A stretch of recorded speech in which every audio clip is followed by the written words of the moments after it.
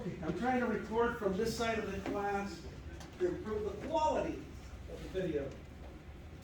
We'll see how that goes.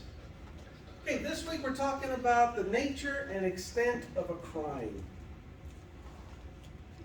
There's 24 slides in the PowerPoint. My goal is to get through half today and the other half Wednesday. Okay, so how do we define a crime? This one's a question. Okay, the view of certain behaviors must be outlawed or controlled. That criminal law is designed to protect citizens from social harm. That's the idea. Okay, that's the idea. The consensus view. Conflict. The law is the instrument that enables the wealthy to maintain their position of power and control the behavior of those who oppose their ideas and values or who might rebel against the unequal distribution of wealth. That's just one that I could find, a definition of conflict, a definition of consensus. Think of it at the root. Consensus, people agree. Conflict, people oppose each other. There can be resistance. How do we define a crime? What is a crime? I'm going to get back now to natural law, biblical, before the power of speech even. So go way back. People walking around, right? Knuckle draggers. Did they go to another knuckle draggers camp and take their side of Peter, their venison, and walk away from it? Think about it. Would they do that? Probably not. What do you think that guy's going to do, the one that's trying to steal the meat? Yeah, go club them. There's conflict. These are called just inherent, natural laws. People knew back then. You don't take from someone else. You don't steal. Wind the clock up a little bit more. Robin Hood days. Right? I like Robin Hood days. Steal from the rich to give to the poor. I don't know if that really happened, but in that era, was it okay to go to another village, because that's what they were, settlements, a village, and kill someone? Probably at night, kill them. Murder. Was that acceptable? What do you think? Was it acceptable? No. So the basic laws, they call natural laws, they're instinctive. You don't steal. You don't murder. There didn't have to be a law written in statute. Didn't have to codify it. Put it in the penal code. Have officers out there enforcing it. Because they really didn't have all of that. We did have the sheriff. He was crookeder than everybody else. But in reality, there was no uniform, acknowledged, accepted, and enforced laws, rules. The only rules that were really enforced were whatever the king said. If we go now to the Robin Hood days, whatever the king said, he ruled or she ruled the land in their kingdom. If you went and you stole something from someone at the square, you may lose a hand or a finger because you stole. Eye for an eye. In the next kingdom over, that same offense, maybe you would have to work it off. Work for the vendor, whoever you stole from. The next kingdom down from that, maybe they put you to death. There was no uniformity. Pretty much the kingdoms did whatever they wanted. This is important because until recently, about 25 years ago, our country, our state, had no uniformity. One county, I like using one stealing cars, because in Fresno County, where I was at before, Fresno County, I was in court. There was a defendant there, had stole, I think, 3-4 cars. Here he is again, habitually as a car thief. The judge just said something about community service, fines, and something else, and he was out the door. Kings County, same offense, first timer. gets before the judge. 180 days at the county jail. Completely different from the neighboring county. Sacramento gets a wind of this, says this isn't right. We should be more uniform. If you commit a crime in LA County, you commit the same crime in Madera County, the penalty should be the same. Who agrees with that? Yeah, me too. What difference does it make? A crime is a crime. But that's recent. That just happened. Go one step further. Same crime. We're talking about the car thief. First time offender. Kings County, this individual comes from a wealthy family. Goes before the judge. Instead of 180 days in jail, they're going to give him a suspended sentence. Pay restitution. Maybe a little community service. Another individual comes in, maybe of color, not as wealthy, gets the 180 days. That sends the wrong message. And that was happening. It was acceptable behavior. Not anymore. It still occurs, but not as blatant. I'm not going to stand up here and be totally naive and say, oh no, they fixed it. Hell no. If you're of means, you're wealthy, you can afford the best litigating team, yes, you're going to get away with a lot. Is it right? No. But it makes me want to be a lot more wealthy so I can get away with some stuff. Motivates me. If I was Bill Gates, I think I'd be a serial killer. I could afford it, right? I come in disguised as a teacher, right? I could think, you should be scared. No, of course not. But if you think about it, Bill Gates has all the money in the world. He could probably commit any crime. Thank goodness he doesn't. He's a humanitarian. Okay, so, wealth. If you're wealthy, if you're white, and if you're a male, you run things. That's just the way it is. Yeah. So I just had a question, from a different perspective, what are you trying to get into law enforcement? What are you trying to actually get into law enforcement? You have to follow like consent, exactly like departments, like prerequisites that you can get. Depends. Which position are you talking about? I'm just saying like about the general law enforcement profession, that just getting hard to meet every single one of the departments. Yes. Like, I don't feel like one would be, or I guess what would be one way. Well, you hang on to that. That's awesome. That's good. That's good. Highway Patrol until maybe 20 years. I started the department in '82, so do the math. That was a long time ago.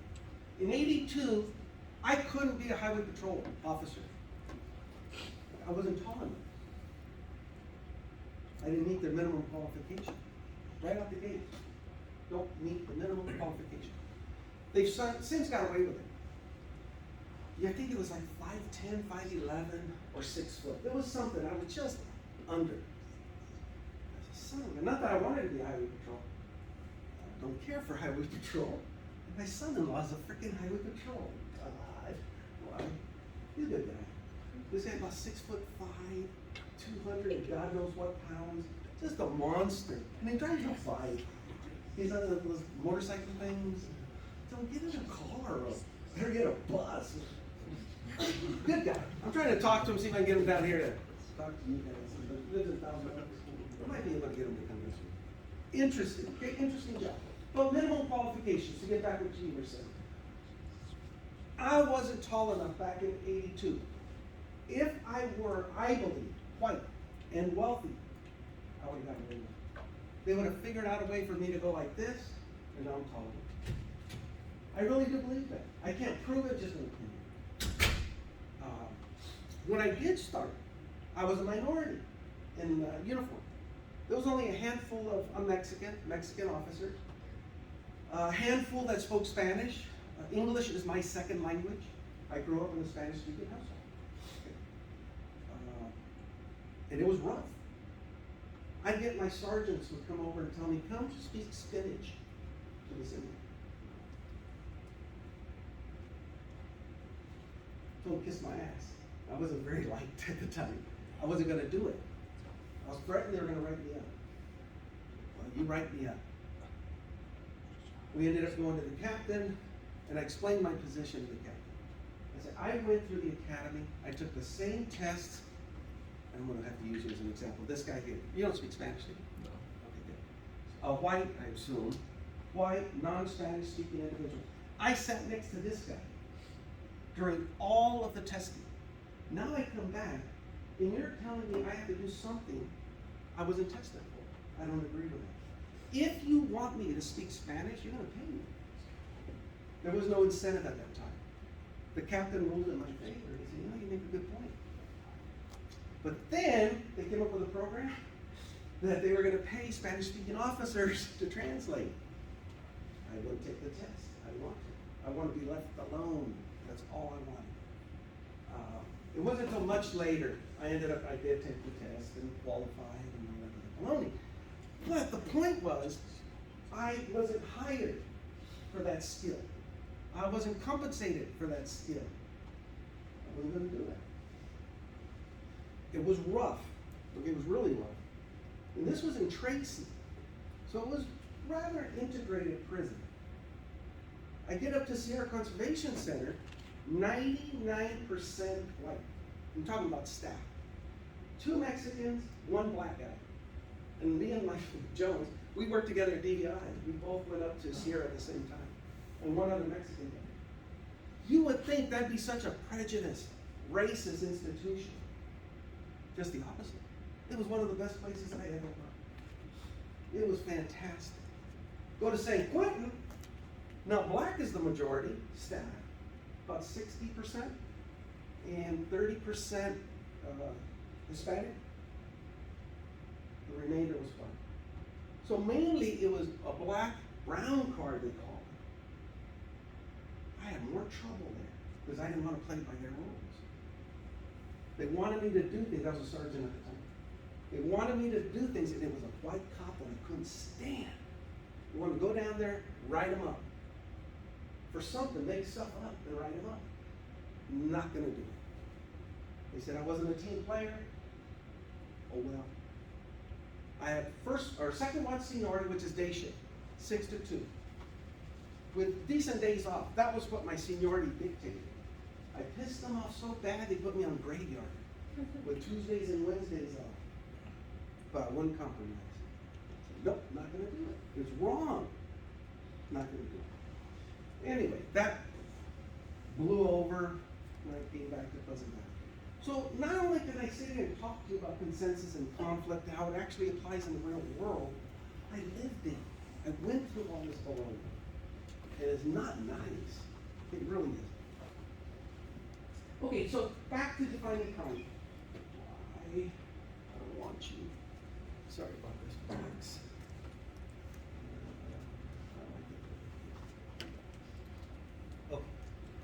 Criminal law structured reflect the preference opinions of people who hold social power in a particular legal jurisdiction. Take a good look at that first sentence. Do you agree? Let's see. I want to check this now. We're doing good. Good job. Do we agree with that? Yeah. Power. People hold the power.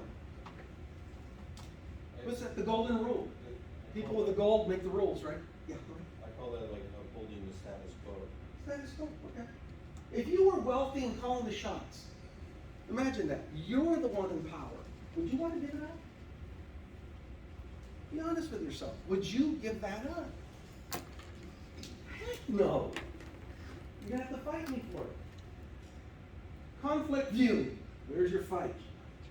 It's not right. The law is a tool of the ruling class. Crime is politically defined, and real crimes are not outlawed. The law is used to control the underclass. Think about that, the conflict.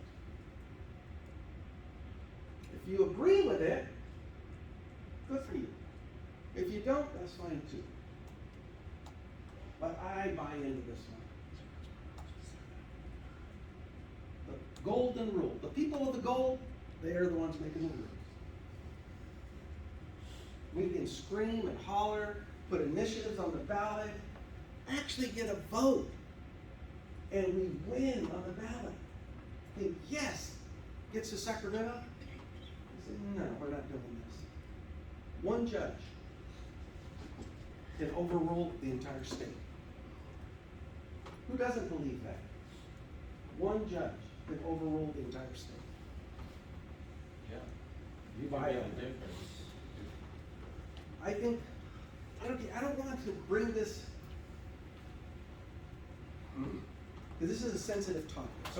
Especially on the Superior Court level, because, okay, judges have absolute immunity. So anything they do within the performance of their duties, they're not liable for it. So if I'm a law clerk and I'm looking at somebody's paperwork and I'm doing the work for the judge, and I know that it's against precedent, that's basically doing what you said, is one judge can say no to the law. I'm gonna give you an example of that. It happened that I know of twice, and it was a few years ago. Like I said, this isn't the topic that I wanna get into, but it had to do with same-sex marriage. Okay, same-sex marriage. California at this time was outraged, did not want to recognize same-sex marriage.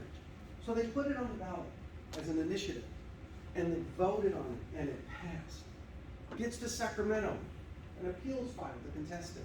Gets before the judge, and one judge overruled and said, no, this is unconstitutional. Threw it out. Just like that. Happened again next election, 4 years later. Initiative on the ballot, passes, goes to the same judge. Judge says, nope, unconstitutional, I'm not gonna allow it. Is that fair? Think about it. Not the topic, but the power that one judge had. Now let's add that judge was gay. I'm not talking about lifestyles here. I'm just throwing in the fact. Turns out he was a gay individual. He himself believed same-sex marriage shouldn't be an issue. Wow. Yeah, I think he got it right, but I don't agree with the way it happened. Consensus, the will of the majority shapes the law and defines, I would think of utopia. Everybody getting along, all doing for the group, right? We're all contributing to a group, living in harmony. Does that happen? Yeah? No. Heck no. We know that doesn't happen. It's ideal if this were true. The law applies equally to everyone. Wouldn't that be nice? It's not true. And then the interaction is between social crusaders, moral entrepreneurs. They're the ones that define crime. And the definition of crime is subjective, reflecting contemporary values and norms. Smoking marijuana was against the law. With time, that changed. Really quick, this is about the judge thing that you were talking about. Like they're upholding the law, right? So I think it kind of does make sense because if like everybody voted that we should have like a purge, and then it went to like the court and stuff, they would say, oh no, this is unconstitutional, you know? So it makes sense that they have that power to uphold the law, you know? Doesn't that say? I think the problem is more The with consensus? the discretion. The judges have so much discretion, it's biased by their personal nurture or whatever they grew up with.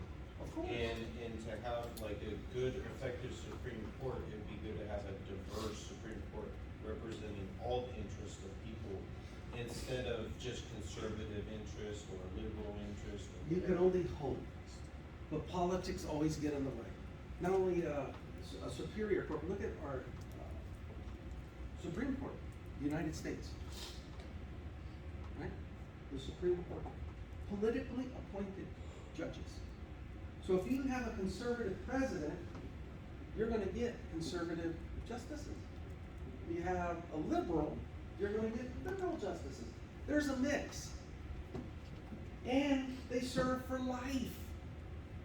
So it's not like, well, you know, we could always impeach one. So we're stuck with it. And yeah, That's why, remember the discussion about discretion, communication, and report writing? It still applies even in the judicial realm. It's hard to put your own opinions, your own biases aside, and make the decision strictly on the facts. But yet, that's exactly what an officer is expected to do. And it's tough. Jump for cannabis. So here we go, we got a discussion question. According to the interactionist view of crime, acts are illegal because they are defined that way by law. The issue on this Portland billboard is whether or not the state legalized marijuana, recreational use, regulating it like alcohol products. So why is smoking pot illegal and the consumption of alcohol legal? That was written when it was still illegal. But let's just say, why is smoking pot legal, but no other drug? Only pot. You know my views on it. I already told you, I'd legalize everything. Tax the hell out of it. Let me get somebody else first, okay? Anybody else have an opinion? Give me what you got. I just want to, you can raise your hand?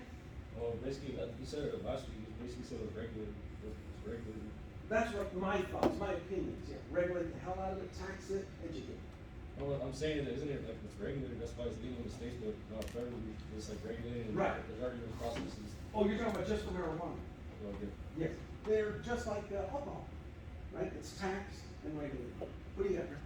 Oh, I was gonna say, it all comes from primary or statutory authority, which primary authority could either be constitutional authority or statutory authority. So, first place to even get it illegal, it has to be on the books, has to be statutory code, or be a constitutional thing where you can either enforce it from there. I don't think you'll ever see it in the Constitution. Well, that's what I'm saying, all laws are derivative either from statutory or constitutional rights. And you gotta remember, the Constitution itself just tells you what you must do. Okay, you must do this, you must do that. It doesn't really tell you can't do this. So if it's not mentioned in the Constitution, it's open for interpretation. And if there is a statute that says it's illegal, then you could always just change that statute. That's what happened in marijuana. They said, no, it should be made legal, and a bunch of other things followed. Okay? So smoking marijuana should be the same as drinking alcohol. Who opposes that? Says, no, that ain't right. Marijuana should still be illegal. I think it should be the other way around. Hang on, we got it. What do you have? Yeah, what are your thoughts? You said, yeah, it should still be illegal. Why? Should it still be illegal? Yeah. I mean, I don't really think that something to depend on so much. Okay. Would you think alcohol should be illegal? Give me like an amount that you can actually do like. So regulate it. Yeah. Okay. That's a tough one. Yeah. Let me get him. I feel like marijuana is less effective on like changing the way that you think compared to all the other drugs that are not legal, like methamphetamine. I guess I kind of take a variation of it, or I take amphetamine for my ADHD, but it is heavily regulated and it has like such low amounts of dosage, but it's still so effective at. It helps you? Yes. That's good. Amphetamines, they do help some people for different reasons and how they get prescribed. Yes, sir? No, I was just saying, I was gonna say, for example, yes, I'm good for as well as the whole regulation part of it, because, for example, I think now there's so many dispensaries, Mm-hmm. and like you said, everybody has a right, I don't wanna like tell me what to do, you know, people don't wanna be told what to do, but I just think in the aspect, for example, as a parent, Mm-hmm. if there's regulations, like they have smoking areas, it should be controlled that way. Respect, I guess, but Right. not everybody obeys it. I personally, you know, Yeah, Don't- everybody should obey the law. yeah, I mean, now it's That's completely not- out of control. I mean, there's dispensaries, there's medical cards that you can buy anywhere. Do you still need a medical card? I don't even No. know if that's the case, right? If I you need don't one or think so. not, Yeah. but I just feel like, okay, well, now anywhere you go, it's like, it's everywhere under control. It's great that we're making profit off of it, can you control something like that? It's tough. It is tough. It really is tough. Tobacco. Right? Tobacco being legal for as long as it has been. That's one right there, pet peeve. If you wanna smoke, that's your right. Go ahead, smoke. I don't think it's a good thing personally. I think it damages the individual. I mean, there's been so many studies, I don't have to tell you guys how bad tobacco is. But people still consume it. I don't know. It's tough. But that's what makes life so interesting, right? Let's see. So again, how is crime defined? We talked about consensus, the conflict, and the interaction of views of crime and how they differ. However, people usually agree criminal law defines crime. The law that we have is in place to battle crime. If murder wasn't an issue, we wouldn't have a law against it. If substance abuse wasn't an issue, we wouldn't have laws against it. Because the definition of crime is constantly changing and evolving. Oh, that's a biggie. And they just recently, I think it was AB 109, rewrote what a felony is. Okay, so yeah, it's constantly evolving. Social forces mold the definition of crime, and criminal law has social control function. Think about that last one. Social control. There was a slide that pointed out that the criminal law is used by those in power to control the mass. Okay, you guys remember that? Those in power use the criminal law to control the mass. At this point, I gotta use religion as an example. Okay, religion. Back in the day, the Roman Empire opposed Christianity. They would slaughter it. Read the Bible. Okay, there's a lot of history there. What happened? Because the Roman Empire did not want their citizens to have that kind of power in religion. They fought it, and they fought it, and then they figured, you know, we're losing. So instead of fighting it, let's empower it. The Roman Catholic religion came into being.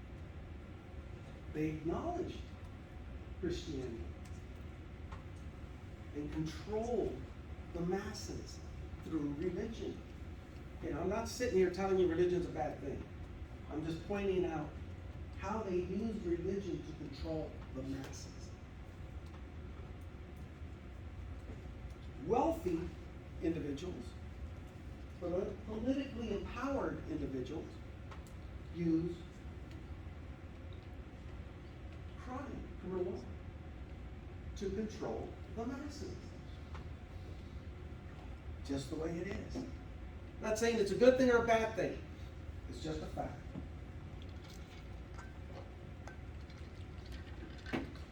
In 2012, Adam Lanza killed 20 children, 6 adults, Sandy Hook. You guys remember that?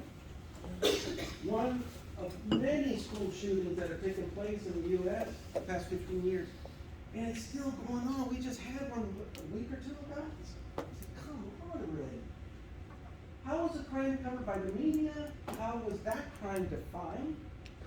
What was the general consensus of the public in terms of Lanza's mental state? So let's look at the first one. What'd you think of the media coverage of Sandy Hook? I did an essay on this not too long ago about media and kind of like towards a crime like that. And I mentioned how like media is kind of more like drawn towards like kind of like negative, not negative issues, but like I don't know how to explain it. But like those negative kind of like human like happenings such as like the school shooting, because it's gonna draw more attention to their corporation and bring in revenue for them.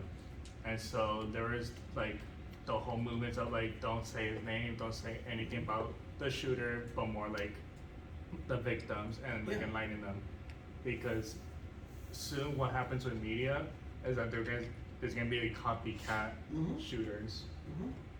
that want to kind of one up each other. So the media sensationalizes the crime. Yeah. Right? Attracts unneeded attention to the wrong elements of that crime. Yeah, good point. I don't like media. I just don't. I'm overstuck them. I've had it, well, I only dealt with them for about a year and a half, 2 years. So there was a crime at the prison. I was the information officer. So I was the one on camera explaining what was going on and what I could say, what I couldn't say. And I couldn't stand it. I just couldn't stand dealing with these people. Bottom dwellers, in my opinion. They are focused on the wrong part of what happened. Trying to sensationalize this guy, Lanza, instead of focusing on the poor individuals and their families, the tragedy behind it. So yeah, I agree 100%. They do play a role. The media does play a role. The public should be informed. But I can't stand it when they say, well, the public has a right. No, you're just trying to feed your own ego. So how was the crime defined, the Sandy Hook? What was the takeaway? Think about it. The way the media presented it. What do you remember? It was only 15 years ago, so you guys were around. Think about it. What did you take away from that?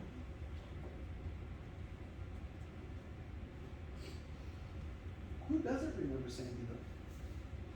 No? Okay, that's fair. Okay,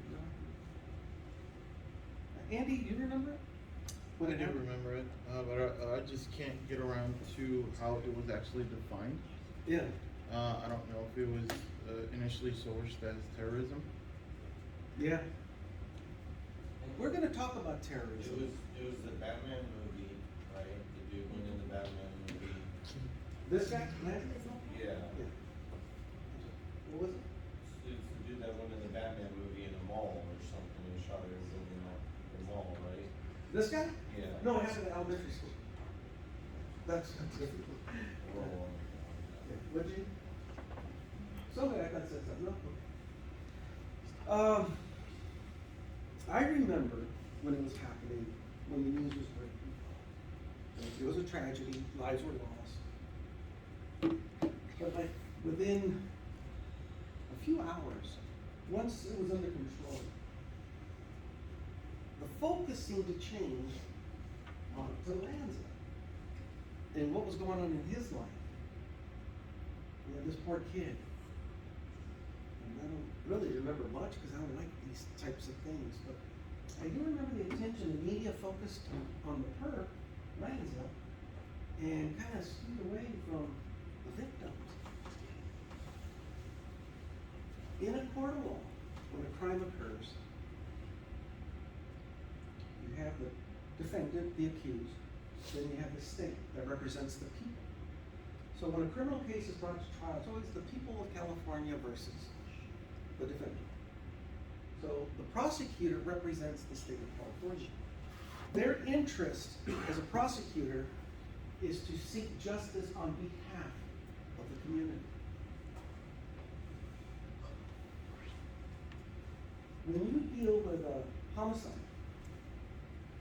it's not just the primary, the victim.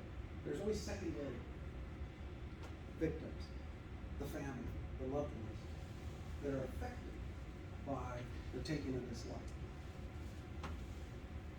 There are victims out there, but in a court of law, it's like they're forgotten. They really don't have any rights.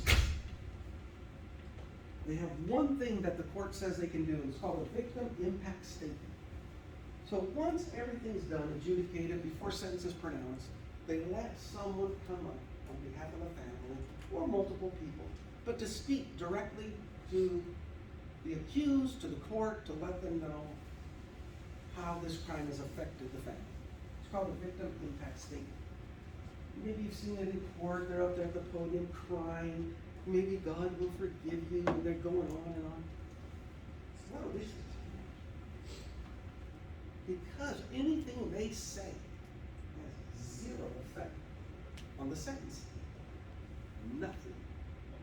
The sentence has already been negotiated in chambers before it even comes out to the front.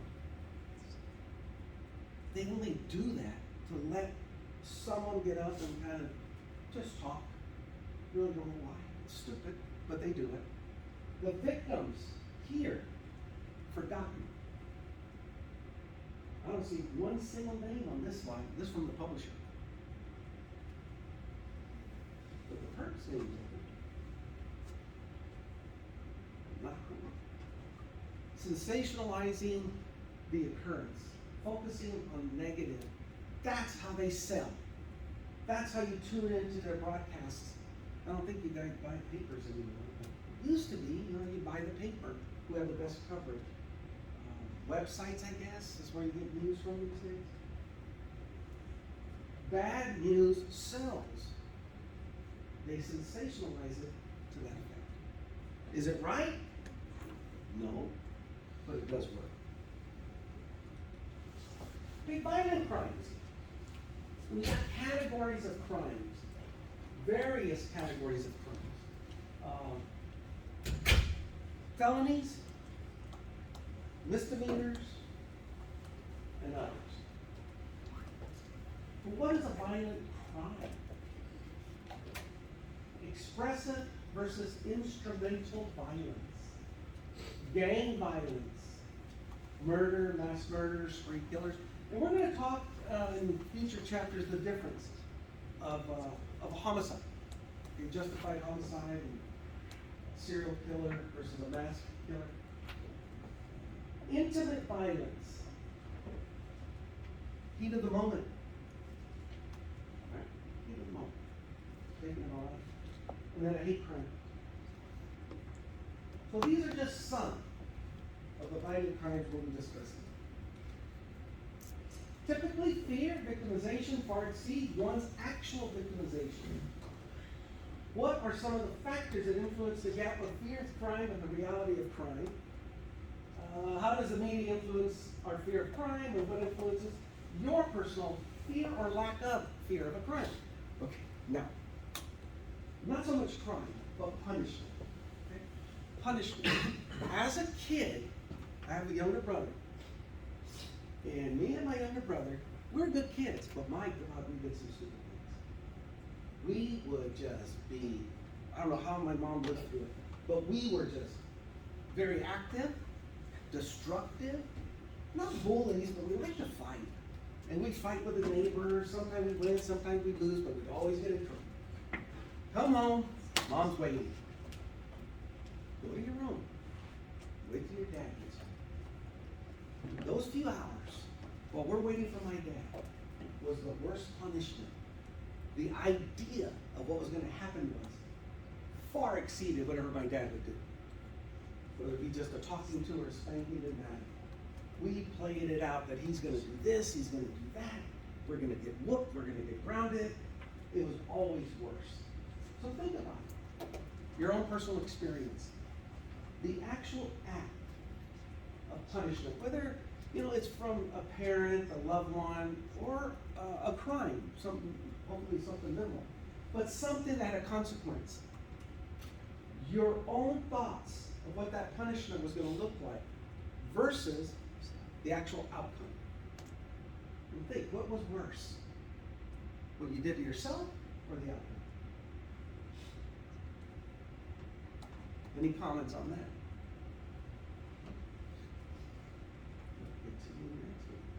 I feel like just the human brain has the I'll try and reword it in my Reword. Okay, great. What you? In Buddhism, they teach about aggregates. Aggregates are mental constructs that you build, carry on your back, and you walk through life as a burden. When, let's say, if I lived in a third world country, and I built this mental creation that the only way I should live is to be a trillionaire. The difference between reality and the mental expectation I built in my head is suffering. So the greater the difference, it disturbs the psyche. Okay. Yeah, it disturbs the heck out of the psyche.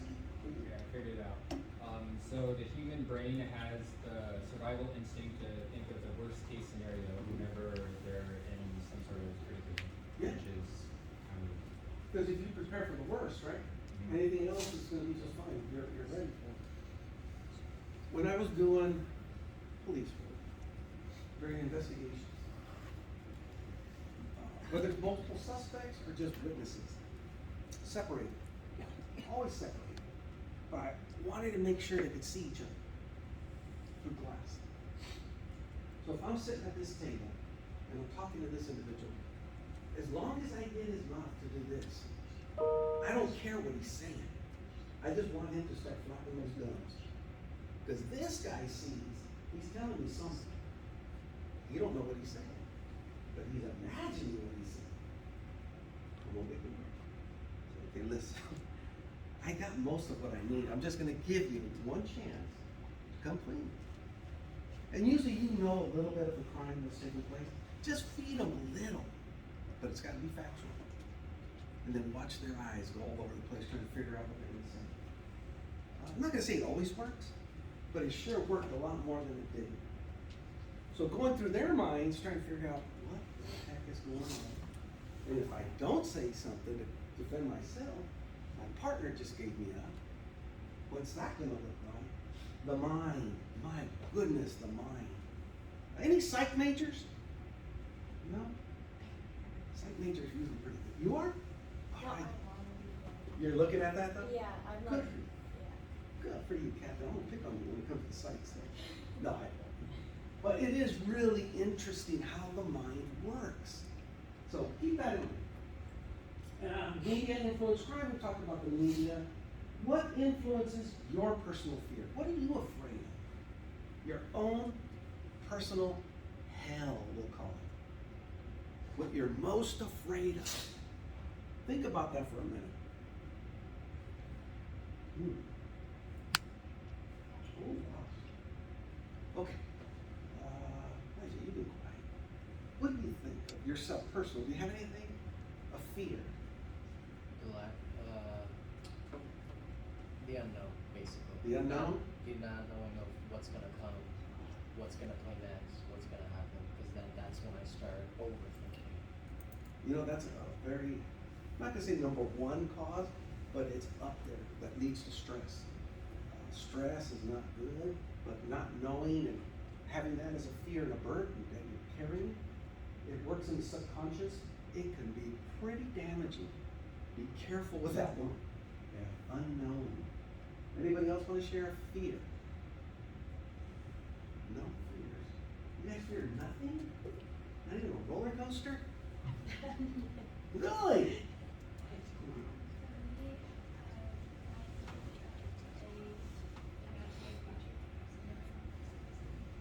Imaginary creature. Which one? Slender. Okay. Okay, but it's an imaginary creature. Is that real to you, or are you seeing it somewhere else? It's like pretty possible, so it's like I don't know how to explain. He's like not real Yeah. in the world, but Right. he's still a fictional character. Okay. So it kind of like it treats your mind and triggers things that you know it's not real, but still like Are there certain situations that you're in that manifests that? when I used to go to summer camp. Summer camp, there you go. Do you ever sit across the campfires and talk about things like that? That's a good one, the boogeyman. Yeah, in my culture, La Llorona's gonna get you. Yeah, see? La Llorona's gonna come and get you if you don't behave.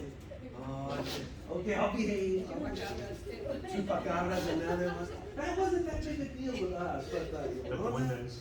Huh? The Wendes. What's it called? The Wendes. The oneness? The Wendes. When? Okay. But there's mythical, that's what got me going on. These mythical, you know it ain't real. But damn, when it's dark and you're by yourself, looking around the corner. Yeah, it's scary. So we all have, even those that are just sitting there, you're thinking about it, we all have our personal demons, our fears. I don't ever want to go to prison. I don't. I've been there. On the other side, I don't want to go to prison. It's not that bad a place, but really it's not that good either. The food's terrible. I know him, I was a kitchen surgeon for a while, it's terrible. Had a sample, before I could feed inmates, I had a sample, terrible. The dead man's tray? Oh, always put the dead man's tray in the back, yeah.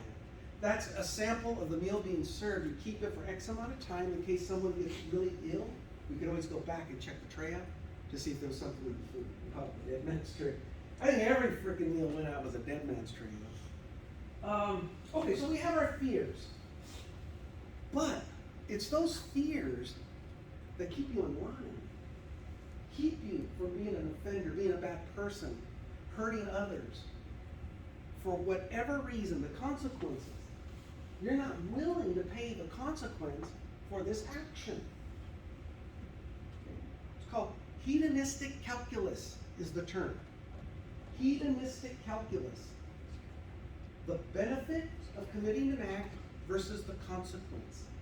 If the benefit outweighs the consequence, yeah, I'm probably going to do it. But if the consequence is so high, I don't want to commit this act. Keeps us in line.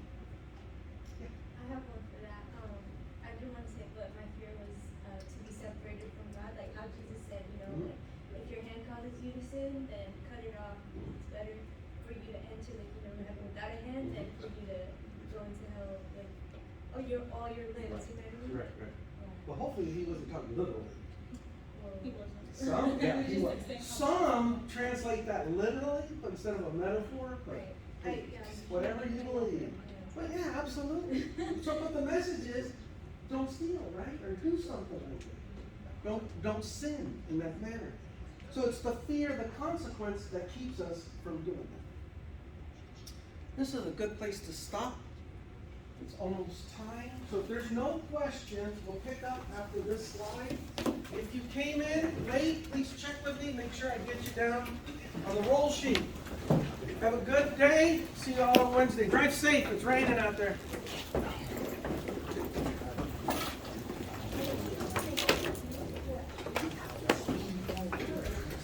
I got you. You want me to stop the recording? Renee. Where's Renee? Want me to stop it? Oh, please, yeah.